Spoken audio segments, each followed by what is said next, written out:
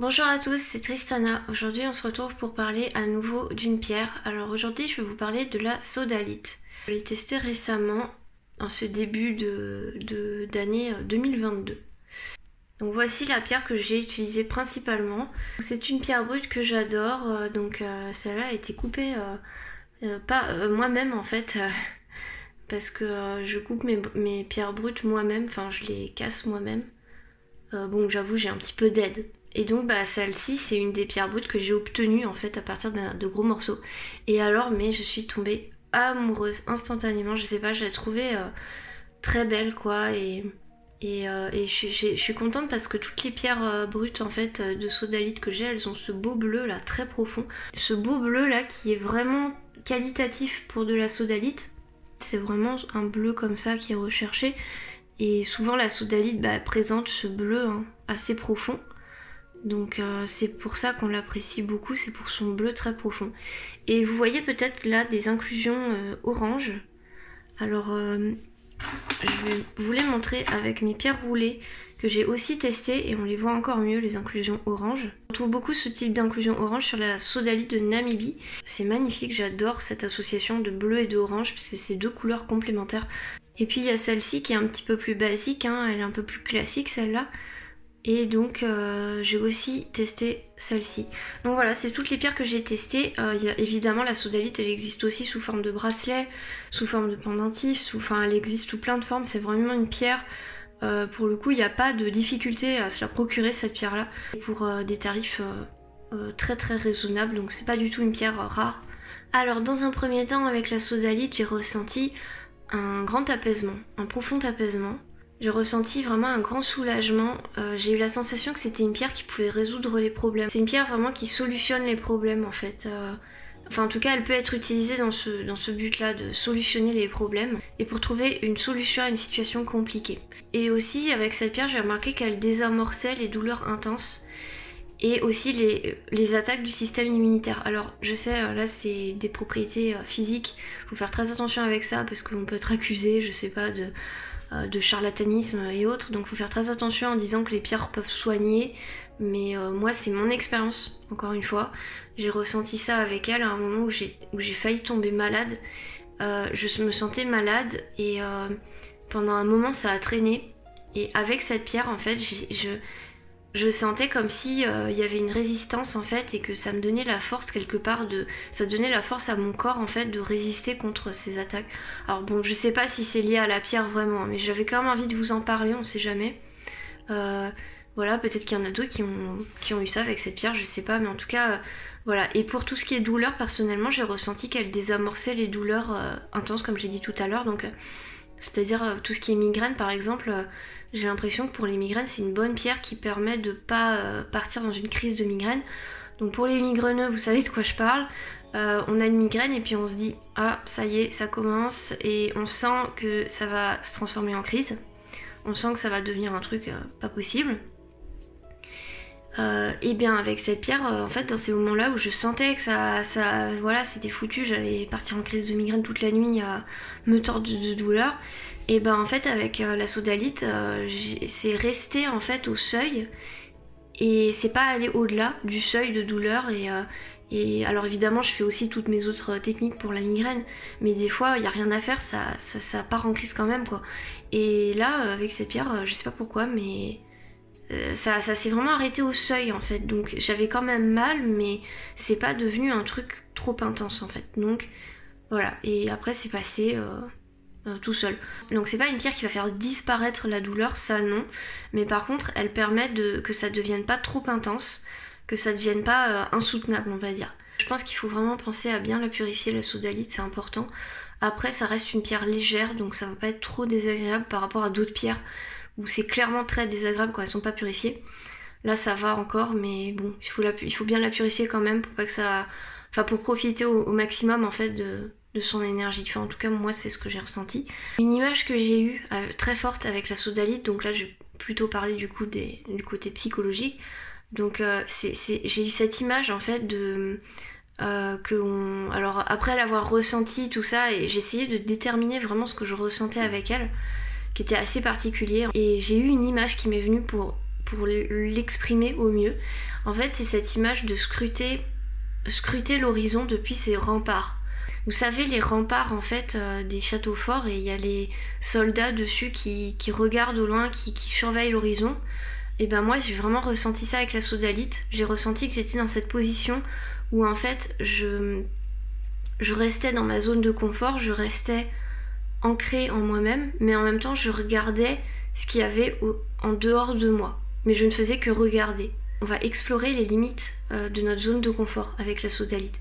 Elle va en même temps nous inviter à voir ce qu'il y a ailleurs, mais en même temps elle va fortement nous reconnecter à nous-mêmes. De manière générale, je dirais que pour moi les pierres de couleur bleue, vous savez que j'avais fait une petite série sur... Enfin, pas une série, mais j'ai fait 2 vidéos sur les couleurs des pierres et je voulais poursuivre, mais je n'ai pas eu l'occasion, mais je vais peut-être le faire. Pour moi en fait les pierres de couleur bleue, c'est des pierres qui nous invitent à explorer ce qui est similaire à nous-mêmes. Trouver dans l'univers et trouver autour de nous ce qui est similaire à nous en fait, ce qui vibre vraiment pour nous, pour notre essence, ce qui est bon pour nous en fait. Mais le chercher ailleurs, pas forcément le chercher en nous-mêmes en fait, vraiment s'ouvrir au monde en fait. Vraiment avec les pierres bleues c'est ce que j'ai ressenti, cette ouverture au monde, mais pour trouver quelque chose qui nous ressemble. Et selon moi la sodalite c'est une pierre qui nous invite à créer notre propre univers familier dans ce monde inconnu. Un peu comme un explorateur qui irait dans un endroit inconnu et qui établirait un petit camp de base. Bah là en fait c'est vraiment ce que la sodalite va nous inviter à faire, et en ce sens elle va nous inviter peut-être à nous approprier ce qui nous est inconnu. Et pour moi les pierres bleues c'est vraiment des pierres qui nous mettent en rapport avec l'autre avec un grand A, donc ça nous interroge vraiment sur quel est notre rapport avec l'autre, avec l'extérieur, l'univers extérieur, ce qui est extérieur à nous. C'est pour ça que j'évoque cette idée d'exploration des limites. On va toujours être au seuil du dépassement de cette limite avec la sodalite, mais on va jamais trop s'aventurer dans l'inconnu. On va rester sur le seuil de ce qui est connu et de ce qui est inconnu en fait. Donc ça peut être une position qui peut être un peu inconfortable parfois et un peu inconfortable pour certains, et qui peut être très enrichissante pour d'autres. J'ai aussi remarqué avec la sodalite qu'elle va amener une restructuration dans des énergies de notre vie. Donc les idées elles vont se matérialiser concrètement et très vite. On va pas perdre de temps vraiment. Par contre le truc qui peut être un petit peu lourd avec la sodalite, c'est qu'il n'y a vraiment aucune place pour le grain de folie. Tout est vraiment parfaitement organisé, millimétré. Alors ça c'est peut-être son système cubique qui fait ça. Probablement même. C'est-à-dire qu'il n'y a pas de place pour vraiment pour un côté un peu foufou. Mais par contre elle va être très bien pour nous aider à avancer en fait, et à vraiment avancer concrètement. Mais par contre ça va être très rigoureux quoi. Et il n'y a plus vraiment de place pour l'imprévu, la surprise ou l'émerveillement. Par contre si vous avez besoin d'amener de la structure dans votre vie, elle est parfaite pour ça. Si vous êtes un peu perdu, je pense qu'elle est très bien pour ça, et elle va nous amener à restructurer notre vie. Elle va nous permettre de nous retrouver tout en restant aérienne et légère, parce que, et c'est pas comme les pierres noires ou brunes qui vont nous reconnecter à la terre, à la matérialité d'une façon très très lourde, et là ça peut être un peu étouffant pour certains.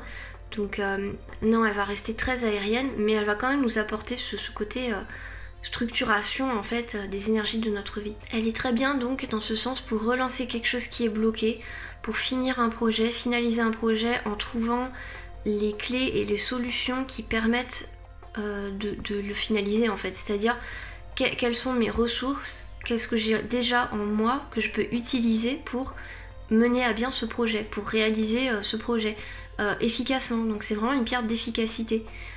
Qui va nous inviter à nous reconnecter aux ressources qui sont déjà en nous, qui sont déjà présentes en nous, et qu'on peut apporter aux autres, apporter à l'univers autour de nous. C'est aussi une bonne pierre d'intuition pour ceux qui aimeraient bien développer leur intuition, mais qui ont en même temps besoin de quelque chose d'un peu un peu enracinant, vaguement enracinant, parce que elle a ce côté très intuitif, très aérien, mais en même temps elle a un côté vaguement enracinant, la sodalite. Donc c'est une pierre de doux ancrage, je dirais.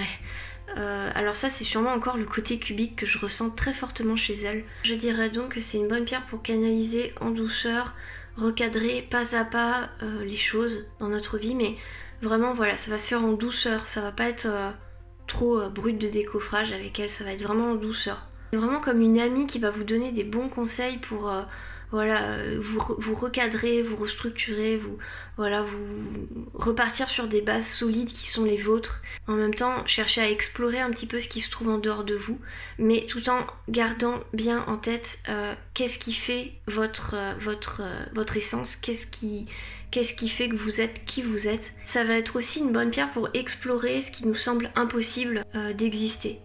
Donc c'est-à-dire des choses qui nous semblent impensables, qui ne sont pas du tout en accord avec nos valeurs, ou alors qui nous semblent tout simplement complètement invraisemblables. Faut savoir qu'on est avec, on vient au monde avec des croyances limitantes qui nous sont héritées de notre famille, des schémas qu'on a observés en fait. Donc ces croyances limitantes en fait, tout le monde en a. Parce que tout simplement on est influencé fortement quand on est enfant par notre environnement. Et la sodalite, elle va nous confronter à ces croyances limitantes. Elle va nous confronter à ce qui nous semble impossible d'exister ailleurs. Et comment est-ce que ça résonne en nous? Comment est-ce que ça résonne avec nous? Donc ça peut être assez délicat, assez douloureux, mais en même temps ça va vous apprendre des choses sur vous, ça va vous permettre de grandir, ça va vous permettre d'évoluer. Donc voilà, pourquoi pas. Et en même temps, la sodalite, elle peut vous questionner par rapport à tout ça. C'est aussi, selon moi, une pierre qui va nous maintenir un petit peu dans un état d'analyse, analyse de soi, analyse de son environnement. On va être un petit peu tout le temps aux aguets, dans le sens où on va être tout le temps dans la réflexion de soi par rapport aux autres, et vraiment sous tous les angles en fait. Donc ça va être une position qui peut être un petit peu fatigante à force, parce qu'on va être tout le temps dans la réflexion. Elle peut nous aider dans une certaine mesure à concrétiser certains projets, mais on va être tout le temps, voilà, encore une fois, on va être à la limite entre les deux, on va être à la limite entre l'intellectuel et le concret. Alors maintenant je vais passer aux rêves. Alors les rêves et le sommeil avec la sodalite. Alors souvent la sodalite c'est une pierre qu'on recommande pour avoir un bon sommeil. Effectivement je pense qu'elle peut nous aider à avoir un sommeil reposant, mais là encore ça dépend des personnes. En tout cas je pense que pour la majorité des personnes ça doit bien fonctionner, effectivement. Alors quelque chose de très intéressant avec la sodalite, selon moi, c'est une pierre qui est redoutablement efficace pour programmer ses rêves. Si vous voulez rêver d'une situation précise, pour l'explorer, pour vivre quelque chose en rêve que vous avez envie de vivre à l'avance une situation par exemple pour s'y préparer, en fait la sodalite elle va vraiment vous aider à ça. Par contre, avec la sodalite, on a tendance à rester vraiment dans des rêves psychologiques, pas des rêves spirituels. Donc les rêves psychologiques, c'est des rêves qui vont rester à un niveau, au niveau de nous-mêmes, de nos énergies. On va explorer nos propres énergies personnelles, on va explorer ce qui nous est familier encore une fois, ce qui nous taraude, les sujets qui nous taraudent, les sujets qui nous posent problème. Mais on va rester dans un cercle connu en fait. Et moi avec la sodalite j'ai vraiment eu cet effet de rêver que j'explorais certaines situations qui me paraissaient improbables, insensées dans la réalité, enfin qui en tout cas des situations assez concrètes mais qui dans la réalité me paraissent improbables.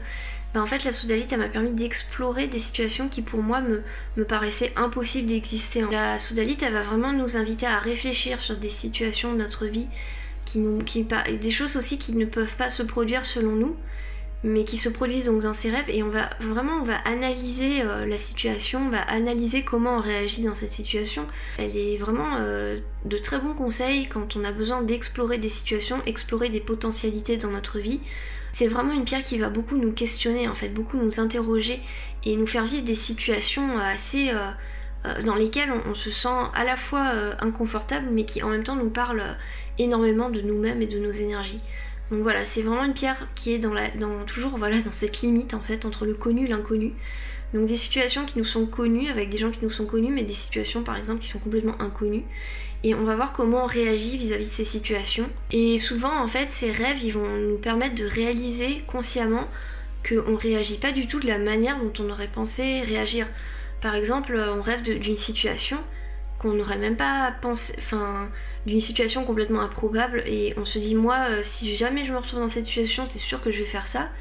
Et la sodalite à travers nos rêves nous fait explorer ces situations là et nous fait prendre conscience qu'on réagit pas forcément de la manière qu'on a prévue en fait. Donc elle nous interroge beaucoup sur notre mental, sur les choses que nous dit notre mental. On va conserver un esprit très analytique pendant nos rêves, on va vraiment explorer les situations que l'on vit. C'est des rêves qui vont être très psychologiques, qui vont nous faire réfléchir sur nous-mêmes et qui vont rester vraiment à un niveau assez basique, mais voilà, qui vont nous faire réfléchir sur nous-mêmes. Donc ça va pas être des envolées spirituelles, clairement pas, mais ça va être des rêves très concrets quelque part, mais très psychologiques vraiment, qui vont nous faire réfléchir à une situation. Et souvent c'est des situations en rapport avec l'autre. Ça nous questionne dans notre rapport avec l'autre. Pendant le sommeil, pour ma part, elle n'a pas été spécialement apaisante, enfin en tout cas pour les rêves, elle n'a pas été spécialement apaisante dans le sens où c'est des rêves qui m'ont vraiment poussé à me questionner, à me remettre en question beaucoup, enfin pas à me remettre en question, mais plutôt me questionner sur ma vie, sur ce que je ressens, sur des choses comme ça en fait. Donc une pierre très psychologique finalement. Donc si vous faites un travail de psychologie, un travail je sais pas, de psychanalyse ou d'exploration de vous-même, ça peut être une très bonne pierre pour vous accompagner. Pour moi en tout cas ça n'a pas été une pierre réconfortante vraiment, ça a été plutôt une pierre de questionnement intellectuel. Pour conclure, je dirais que c'est vraiment une pierre d'analyse, de réflexion sur soi et soit par rapport aux autres, et une réflexion aussi de nos propres limites, de qu'est-ce qui fait partie de nous, qu'est-ce qui fait partie du monde extérieur, qu'est-ce qu'on est prêt à accepter ou non. Comment on réagit dans des situations qui nous sont inconnues. Enfin, c'est vraiment une pierre de questionnement, la sodalite. En tout cas, c'est ce que moi j'ai expérimenté, c'est une pierre de questionnement. Et je pense qu'elle peut être très apaisante pour les gens qui ont du mal à identifier clairement leurs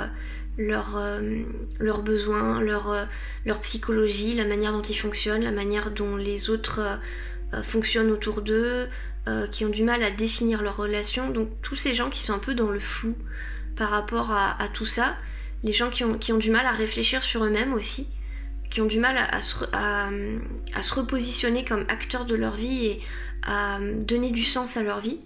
Mais je pense que la sodalite pourra vous aider à redonner du sens à tout ça et définir des limites, définir des remparts de qui vous êtes vraiment, et prendre du recul sur tout ça, prendre du recul sur votre situation. Donc vraiment, voilà, vous inviter à observer, à analyser votre vie telle qu'elle est en fait. Donc ça, je pense que ça peut être une très bonne pierre qui peut accompagner un travail de thérapie type psychothérapie ou psychanalyse, etc. Donc en tout cas tout ce qui fait réfléchir sur soi, quoi. Tout ce qui nous questionne sur nous-mêmes et sur notre environnement proche surtout. Donc voilà, j'espère que ça vous aura plu. N'hésitez pas à me laisser un commentaire pour me dire qu'est-ce que vous ressentez avec la sodalite. Moi j'avoue que c'est une pierre qui m'a beaucoup intriguée, questionnée. Voilà, je me suis sentie un petit peu étrange avec elle. Ça n'a pas été très réconfortant, spécialement réconfortant. Ça n'a pas été non plus très perturbant. Mais ça a été vraiment une expérience assez étrange, assez particulière, j'avoue. J'étais un petit peu déstabilisée, déconcertée par cette pierre, voilà. Et pour programmer ses rêves, elle est super. Donc ça, je retiens que pour programmer les rêves, mais voilà, ça va rester des rêves très psychologiques par contre, eh bien, elle est vraiment idéale pour ça. Merci de m'avoir regardé, et puis moi je vous dis à bientôt sur la chaîne pour de prochaines vidéos. Salut!